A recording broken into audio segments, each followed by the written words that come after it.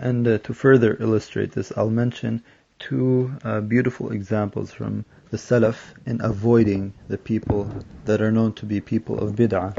The first is something that happened to the great scholar Muhammad ibn Sirin, and he's from one of the large scholars who met a lot of the Sahaba, and he's from the Kibar al-Tabi'in, and he's from the Tabi'in that are esteemed and those that are well known and well established in their religion. So what happened to him, دخل رجلان على محمد بن سيرين من أهل الأهواء فقال يا أبا بكر نحدثك بحديث قال لا قال فنقرأ عليك آية من كتاب الله قال لا قال تقومان عني وإلا قمت فقام الرجلان فخرجا فقال بعض القوم ما كان عليك أن يقرأ آية قال إني كرهت أن يقرأ آية فيحرف إني كرهت أن يقرأ آية فيحرفاها فيقر ذلك في قلبي. Subhanallah. So he says, or what happened in the situation, two men from the people of Al-Ahwa, the people of desires, came to Muhammad ibn Sirin, and they called out to him, and they wanted to read a hadith to him, a hadith of the Prophet ﷺ, but he refused. He said no. And then they asked for permission so they could read to him an ayah from the Quran, from the Book of Allah. And he said no. He refused, and he said, you either get up and leave, or either I will get up and leave. So the two men got up and left. When they left, the people that were sitting with the scholar Muhammad ibn Sirin asked him, what was wrong? Well, it wouldn't be an issue if they read to you an ayah. What's the matter? Why didn't you allow them to read to you an ayah? He said, I disliked that they would read to me an ayah and they construe it. They read it in a matter or in a way that is not correct, and that it would stick in my heart after. Subhanallah. So this is a great scholar who was with the Tabi'in, who was with the Sahaba, and he feared for himself from the shubuhat, the doubtful matters, to this extent. Subhanallah. So this is something for us to really contemplate and consider and pay attention to who we listen to. The second situation happened to Ibn Tawus, another scholar, and this is a situation in which Ibn Tawus was sitting with his son. كان ابن طاووس جالسا فجاء رجل من المعتزلة قال فجعل يتكلم قال فأدخل ابن طاووس أصبعيه في أذنيه قال وقال لابنه أي بني أدخل أصبعيك في أذنيك واشدد لا تسمع من كلامه شيئا قال معمر يعني أن القلب ضعيف. So in this situation, Tawus was sitting, and a man came from the Mu'tazila, one of the sects, and he started talking.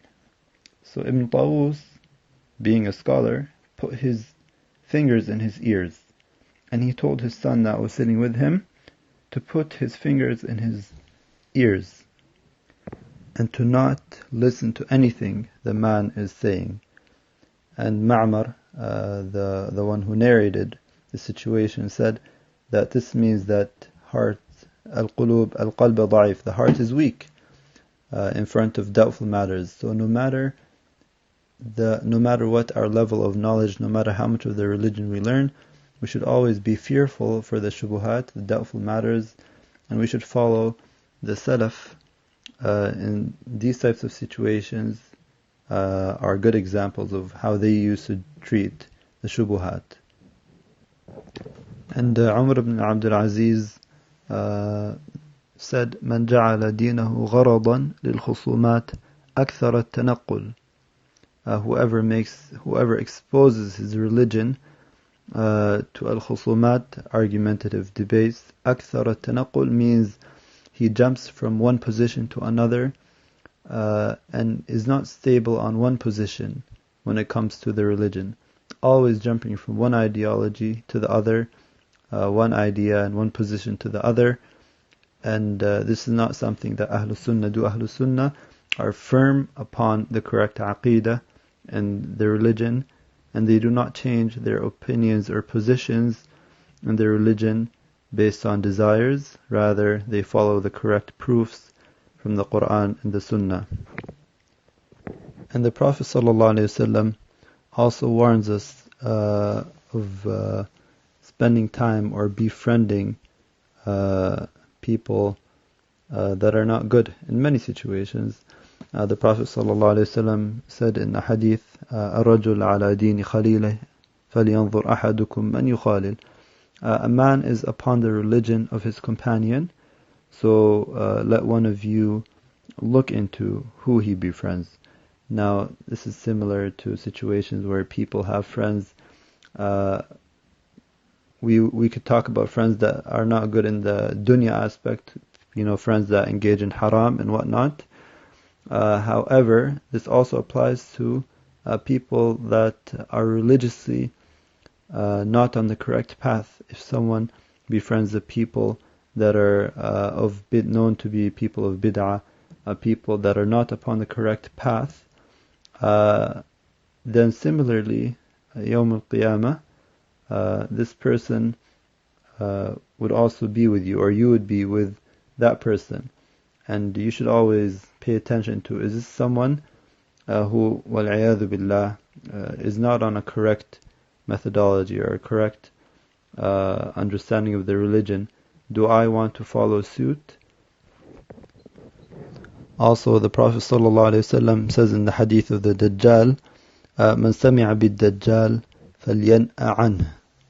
And this is advice from the Prophet ﷺ, in which he says, whoever hears of the Dajjal, then let him turn away or to go in a different direction. فَلْيَنْأَ عَنْهُ. And subhanAllah, and this is because of the shubuhat. Shubuhat, doubtful matters are doubtful matters, no matter who they come from.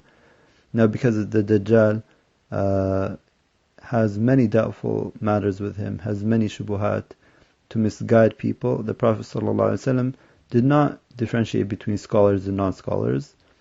The Prophet ﷺ said, whoever hears of the Dajjal, let him turn away. Because of the shubha. No matter who the person is, shubuhat, doubtful matters are very dangerous. Allah Azza wa Jal also says in the Quran, وَإِذَا رَأَيْتَ الَّذِينَ يَخُوضُونَ فِي آيَاتِنَا فَأَعْرِضْ عَنْهُمْ. Allah Azza wa Jal tells the Prophet ﷺ this ayah, and when you, Muhammad ﷺ, see those who engage in a false conversation about our verses, yani of the Quran, by mocking at them, stay away from them till they turn to another topic. فَأَعْرِضْ عَنْهُمْ حَتَّى يَخُوضُوا فِي حَدِيثٍ غَيْرِهِ. Al-Tabari mentions in the tafsir of this ayah, عن أبي جعفر محمد بن علي, who said, لا تجالسوا أهل الخصومات فإنهم الذين يخوضون في آيات الله. Do not sit with the people of al-khusumat, because surely فإنهم الذين يخوضون في آيات الله, they surely are the ones who engage in false conversations about the Quran. So the people of desires, the people of ahwa, the people of bid'ah, they all explain the Quran in their own way. They don't refer to the understanding of the Sahaba. They don't refer to the tafsir of Ibn Abbas and the tafsir of the tabi'een and so on and so forth, the people who followed them righteously. Rather, they explain the Quran based on their own desires. They explain the Quran based on what they feel the ayah should do for them. They explain the Quran that way, and that's why we should avoid this, and we should stick to the understanding of the Salaf, like we mentioned earlier, in all aspects of the religion, because that is the only safe and trustworthy source. Also, قال Mujahid said in the tafsir of this ayah, هم الذين يقولون في القرآن غير الحق. These are those, the ayah refers to those who say about the Quran that which is not correct or false. So we avoid those who speak about the Quran without knowledge. And these are the people again that refer to their desires and the people of bid'ah. And another proof from the Prophet ﷺ in the prohibition of argumentation in the religion is a hadith in which the companions were arguing once about the qadr, and the Prophet ﷺ was very angry when he saw this. And the Prophet ﷺ said to the companions, بِهَذَا أُمِرْتُمْ أَوْ لِهَذَا خُلِقْتُمْ تَضْرِبُونَ الْقُرْآنَ بَعْضَهُ بِبَعْضٍ بِهَذَا هَلَكَتِ الْأُمَمُ قَبْلَكُمْ. So the Prophet ﷺ asked them, were you ordered to do this?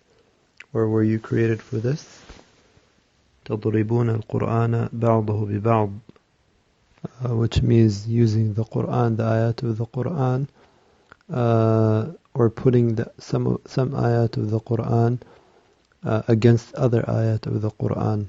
تَضْرِبُونَ الْقُرْآنَ بَعْضَهُ بِبَعْضٍ. And this is how the Prophet ﷺ said, this is how the previous nations were destroyed. So from all this we can conclude that we have to leave off argumentation, debates, because الشبه خطافة والقلوب ضعيفة, doubtful matters are quick to snatch people, and our hearts are very weak, and it happens to many people that they listen to a debate or an argumentation between the people of Sunnah or the people that are on the correct position with people of bid'ah, and the person of bid'ah can use an ayah or use an ayah and explain it in a different or incorrect way, and this incorrect meaning can settle in the heart of the listening person, and this happens to people. It can happen to anyone, so it's very important to avoid this.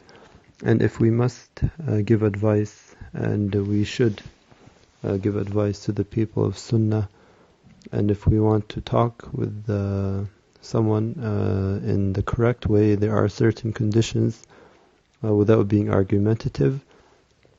The first is ikhlasun niyyati lillah.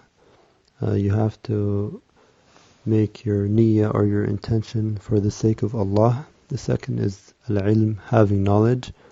You have to be knowledgeable when advising someone. The third is al-hilm, being forbearant or having forbearance and leniency when advising. And fourth, at-tawadu', being humble. And by doing so, advice can be given without being argumentative. هذا وصلى الله على نبينا محمد وعلى آله وصحبه وسلم.